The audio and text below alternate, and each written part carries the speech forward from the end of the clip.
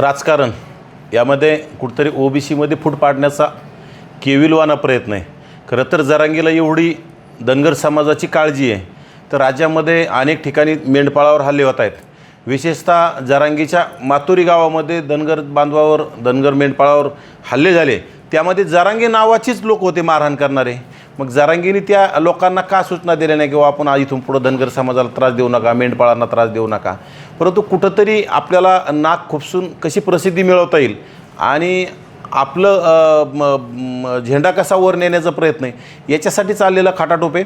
आणि हे सगळ्या ओबीसी समाजाला खरं तर धनगर समाजाचा जो एस टी आरक्षणाचा लढा आहे त्याला आमच्या शुभेच्छा आहेत, परंतु तो प्रश्न न्यायालयीन याच्यामध्ये सुद्धा गुंतलेला आहे। आता राज्य सरकार सगळ्यांना झुलवत ठेवण्याचं काम करतं आहे, आंदोलन करायला लावतं आहे, परंतु आता ते आरक्षण मिळेल तो नंतरचा भाग आहे। नाही मिळेल परंतु आज धनगर समाज ओबीसी म्हणून आहे आणि ओबीसीमध्ये त्यांना आज त्यांच्या स्थानिक स्वराज्य संस्थेतल्या जागा कोणी खाल्ल्या, मग त्यावेळी जरांगे का बोलत नाही? त्यावेळी मग का सांगितलं नाही जरांगेने किंवा धनगर आमचा लहान भाऊ आहे, मग लहान भावाला स्थानिक स्वराज्य संस्थेमध्ये जाऊ द्या, आमच्या बोगस कुणबी नोंदीमार्फत प्रमाणपत्र काढलेल्या लोकांना थांबवा आणि धनगरांना तिथं जाऊ द्या। म्हणजे उगं फक्त कोरडा पुळका दाखवायचा, आपली पोळी भाजण्याची आणि समाजामध्ये कुठंतरी दुफळी निर्माण करून गटतट करण्याचा प्रयत्न आहे, बाकी काही नाही। रुपाली चाकणकर ओबीसी आहेत म्हणून टार्गेट केलं हा विषय माझा नाही। रुपाली चाकणकर दोषी असतील तर नक्की त्यांच्यावर कारवाई झाली पाहिजे, त्याला काय शिक्षा व्हायची ती झाली पाहिजे, परंतु रुपाली चाकणकर एकट्याच का हा माझा प्रश्न आहे। कारण राज्यामध्ये खराद बाबाकडं भोंदू बाबाकडं अनेक मंत्री, डझनभरपेक्षा जास्त मंत्री आजच्या सत्तेतले आणि मागच्या सत्तेतले सुद्धा डझनभर लोक तिथं जाऊन भेटलेले आहेत। काही लोकांनी तर रक्ताने आंघोळ केल्यात, काही लोकांनी त्यांचं भोंदू बाबाचं मूत्रप्राशन केलेलं आहे। असे अनेक मंत्र्यांचे त्यांच्यासोबत संबंधित तुम्ही जर त्यांचे CDR तपासले, विशेषतः त्या भोंदू बाबाची जर नार्को टेस्ट केली तर नक्कीच किती मंत्री त्यांच्यासोबत आहेत। मग त्या मंत्र्यावर का कारवाई नाही? एकट्या महिलेवर कारवाई करायची। रुपाली चाकणकर चुकल्या, त्यांच्यावर कारवाई झाली, आम्ही त्याला म्हणजे समर्थन करतो, सरकारचं आम्ही कौतुक करतो, त्यांच्यावर कारवाई केली, परंतु त्याबरोबर जेवढे मंत्री त्यांच्याशी संबंध आहेत त्या मंत्र्यांवर सुद्धा कारवाई झाली पाहिजे। ज्येष्ठ नेते छगनरावजी भुजबळ साहेब असतील, नामदार पंकजाताई असतील, आता ओबीसीचे ते दोघंच नाहीत, त्यामध्ये ओबीसी उपसमितीचे अध्यक्ष चंद्रशेखर बावनकुळे आहेत, त्यामध्ये दत्तामामा बारणेसुद्धा मंत्री आहेत, संजय राठोड मंत्री आहेत, इंद्रनील नाईकसुद्धा मंत्री आहेत। ओबीसीमधले म्हणजे डझनभर मंत्री असतील, परंतु भुजबळ साहेबांनी आणि पंकजाताईंनीच बोलावं असं कुठलाही विषय नसतो। प्रत्येक मंत्र्याने आपण ज्या जातीत जन्म घेतला आहे, त्या ज्या समूहामध्ये आपण जन्म घेतला त्यासाठी बोललं पाहिजे। ज्याप्रमाणे राधाकृष्ण विखे पाटील मराठा उपसमितीचे अध्यक्ष आहेत, ते तळमळीनं जसं मराठा समाजासाठी तळमळीनं काम करताय। आता जरांगी त्यांच्यावर खोटेनाटी विनाकारण लोकांना फसवण्यासाठी आरोप करत असेल, परंतु त्यांच्या माध्यमातून जे कुणबी प्रमाणपत्र वाटप सुरू आहेत, त्यांच्या त्या बैठका सुरू आहेत, परंतु आमच्या ओबीसी उपसमितीचे अध्यक्ष आम्हाला तोंड दाखवायला तयार नाहीत। एकतर आम्ही भेट घ्यायची म्हणलं तरी ते आम्हाला भेटणार नाहीत, कारण की त्यांना वाटतं की हे तेच प्रश्न मांडणार आहेत, कारण की हे कुठंतरी ओबीसींचे काही मंत्री आहेत। आता भुजबळ साहेबांची तब्येतीचा प्रॉब्लेम आहे, त्यांना किती दिवस बोलायला होता, पण दुसऱ्याने कोणीतरी बोललं पाहिजे ना।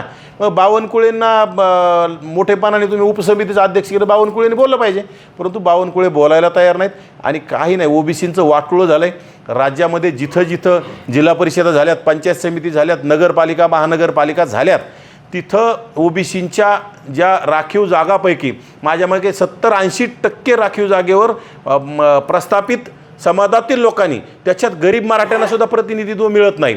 जे धनदांडगेत पूर्वीपासूनच करोडो रुपये खर्च करणारे अशा लोकांनी तिथं घुसखोरी केली आणि येणाऱ्या काळात आता ते ओबीसीचं आरक्षण संपलेलं आहे आणि ओबीसींना आता कुठेही संधी मिळणार नाही। गावगाड्यामध्ये मायक्रो ओबीसीमधला कुंभार, सुतार, सोनार, लोहार जे छोट्या छोट्या जातीतले ग्रामपंचायत सदस्य होत होते, हे सदस्यसुद्धा होणार नाही अशी तयारी राज्य सरकारनं ओबीसी आमचा DNA म्हणून फसवण्याचं काम केलेलं आहे। तरी राजकीय व्यक्ती अशा पद्धतीने वेगवेगळ्या प्रकरणात गुंतलेत, राजकारणाचं अधोगती, राजकीय लोक या माध्यमातून अधोगती।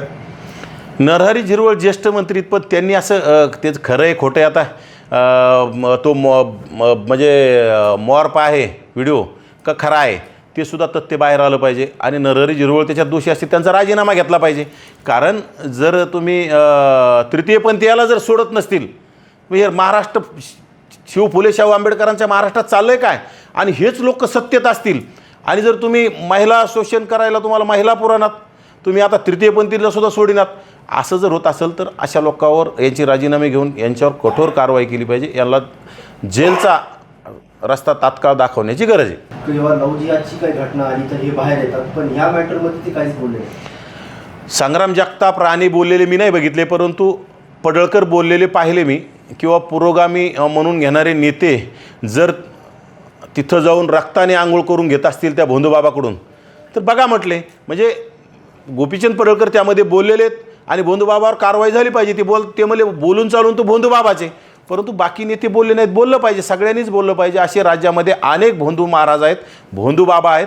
त्यांच्या माध्यमातून गोरगरिबांना लुबाडण्याचं काम होतं आहे, महिलांचं शोषण होतं आहे, अनेक लोकांचं शोषण करण्याचं काम भोंदू महाराजांच्या माध्यमातून होतं आहे. त्याची सगळी सखोल चौकशी झाली पाहिजे, त्याच्यावर कारवाया झाल्या पाहिजेत. छगन भुजबळांचा विषय असा आहे की छगन भुजबळांचं हार्टचं ऑपरेशन झालं आहे. ते ज्येष्ठ नेते, ते आजपर्यंत आयुष्यभर ओबीसीसाठीच बोलत आलेत आणि ते बोलतील बी, परंतु त्यांच्या आपण तब्येतीचा विचार केला पाहिजे. बाकी मंत्र्यांनी बोललं पाहिजे ना. भुजबळांनीच एकट्याने का बोलावं? भुजबळांच्या नावावर काय सगळ्या ओबीसींची रजिस्ट्री थोडीच करून दिली. बाकी मंत्र्यांना सुद्धा ओबीसींचं मतं लागतात ना. एकट्या भुजबळांनीच बोलायचं आणि एकट्या भुजबळांनीच कुणाच्या बी डोळ्यावर यायचं हे योग्य नाही. सर्व मंत्र्यांनी एकत्रित बसलं पाहिजे. सर्व मंत्र्यांनी एकत्रित मिटिंग करून सर्वांनी आता कुणाला तरी भुजबळ साहेबाच्या बोलायला आता त्यांच्या तब्येतीमुळे जमत नसेल तर कुणाला तरी आता समोर केलं पाहिजे, त्याला बोलायला लावलं पाहिजे आणि ओबीसींचे हक्क अधिकार वाचवण्यासाठी नक्कीच कोणीतरी आता बोललं पाहिजे.